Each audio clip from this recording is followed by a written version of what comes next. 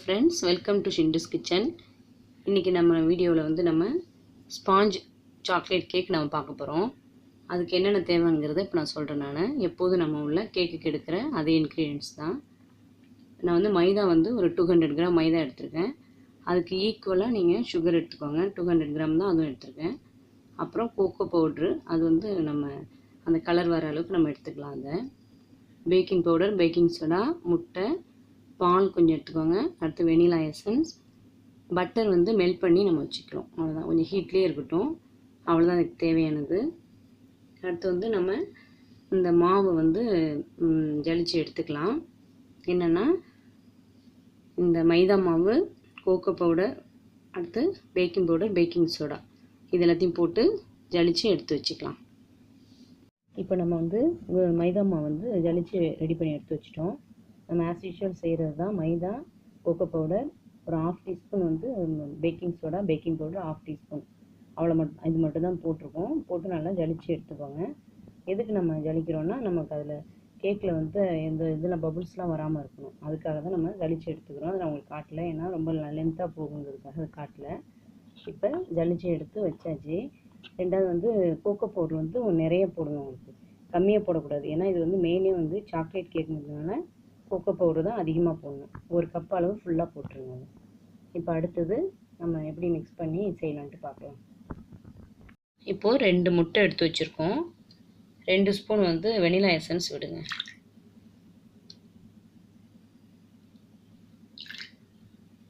ரெண்டு spoon vanilla essence விட்டாச்சு. இதை ஃபஸ்ட்டு நம்ம இப்போ பீட் பண்ணிக்கலாம். அதுக்கடுத்து சுகர், பட்டர், கொஞ்சமாக குக்கிங் ஆயில், அதையும் கொஞ்சம் இது பண்ணிக்கோங்க.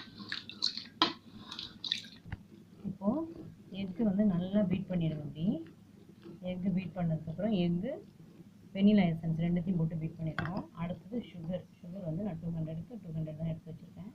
அதை அப்படியே போட்டுடுங்க. அப்போ தான் ஸ்வீட் நல்லாயிருக்கும். ஓகே, கொஞ்சம் எக்ஸ்ட்ரா உங்களுக்கு சுகர் இருந்தால் நல்லாயிருக்கும். உங்களுக்கு 10 இல்லைன்னா போட்டுக்கோங்க, கொஞ்சம் இதுவே போதும், கரெக்டாக இருக்கும். அதையும் போட்டு நல்லா பீட் பண்ணிவிட்டு நான் வந்து பட்டர் வந்து ஹீட் பண்ணி வச்சுருக்கேன். மெல்ட் பண்ணிடுவேன். அதையும் எடுத்து போட்டுடலாம்.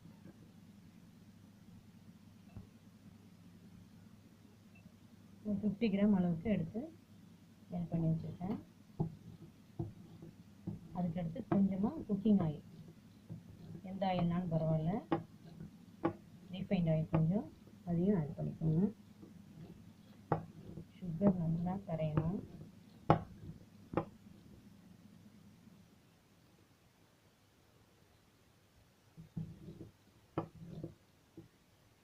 லாஸ்ட்டாக வந்து நமக்கு மாவு ஆட் பண்ணதுக்கப்புறம் பால் தேவைன்னா கொஞ்சம் பால் ஆட் பண்ணி இது பண்ணிக்கலாம், கலந்துக்கலாம்.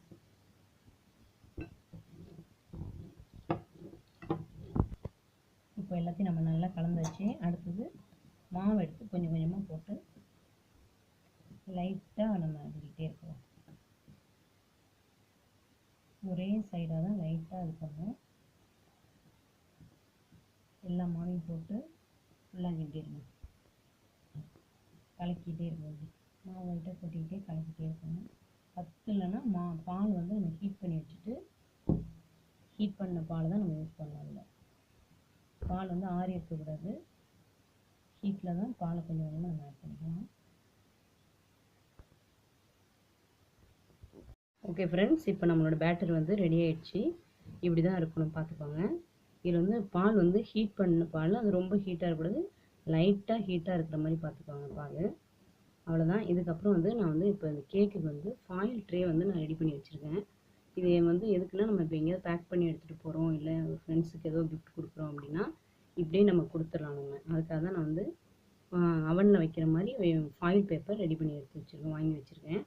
அதில் வந்து முள்ளே வந்து பட்ரு இது பண்ணிவிட்டு பட்டர் ஷீட்டும் போட்டிருக்கேன் நான். போட்டுட்டு இப்போ வந்து மாவு வந்து இதில் இது பண்ணிடலாம். அதுக்குள்ளே வந்து நம்ம அவன் வந்து 180 டிகிரி ப்ரீ ஹீட் பண்ணி வச்சிடணும். ரெடி பண்ணிவிட்டு மாவை போட்டு வச்சுருங்க. இதில் இப்போ நம்ம எடுத்து இதில் ஊற்றிடலாம் மாவு. இப்போ நம்ம வந்து ப்ரீ ஹீட் ஆகிடுச்சி. கேக் ட்ரே வந்து உள்ளே வச்சுட்டு நம்ம வெயிட் பண்ணலாம். ஒரு 45 மினிட்ஸ் வந்து பேக் ஆகணும். அது வரைக்கும் நம்ம வந்து வெயிட் பண்ணுவோம். இப்போது கேக் வந்து சூப்பராக வந்துடுச்சு நமக்கு. இது வந்து நான் வந்து உங்களுக்கு கட் பண்ணி காட்டுறேன்.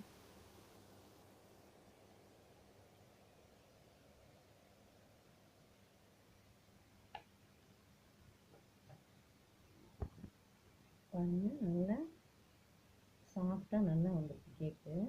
இது வந்து நீங்கள் வந்து அவனில் தான் வச்சு செய்யணும், அப்போ தான் நல்லாயிருக்கும் உங்களுக்கு. நல்லா ப்ளம் கேக் எஃபெக்ட் பாருங்கள், சூப்பராக இருக்குது. இதே மாதிரி நீங்களும் வீட்டில் செஞ்சு பாருங்கள். அந்த ரேஷியோ வந்து கரெக்டாக நீங்கள் அதை ஃபாலோ பண்ணிக்கோங்க. 200 மைதாவுக்கு வந்து 200 சுகர், ஒரு 50 கிராம் வந்து கோகோ பவுடர் போடுங்க. அப்போ தான் வந்து நல்லாயிருக்கும். ஏன்னா சாக்லேட் கேக்குங்கிறதுனால கோகோ பவுடர் தான் நிறையா இருக்குது. 50 கிராம் அளவு கோகோ பவுடரும் போடுங்க. 2 எக்கு, பால் வந்து மிதமான சூடில் பால் வச்சுக்கோங்க. அவ்வளோதான். ரீஃபைண்ட் ஆயில் கொஞ்சம், பட்டர் வந்து மெல்ட் பண்ணி வச்சுக்கோங்க. அவ்வளோதான். இந்த மெத்தடில் நீங்கள் செஞ்சு பார்த்தீங்கன்னா கரெக்டாக வரும். 40 மினிட்ஸில் வச்சு பார்த்துட்டு உங்களுக்கு பாயில் ஆகிட்டான்னு நடுவில் ஒரு வாட்டி பார்த்துக்கோங்க. இல்லைனா எக்ஸ்ட்ரா ஒரு 1/2 அன் ஹவர் வச்சுக்கோங்க. வச்சிங்கன்னா கரெக்டாக உங்களுக்கு கேக் வந்து கரெக்டாக வந்துடும் உங்களுக்கு.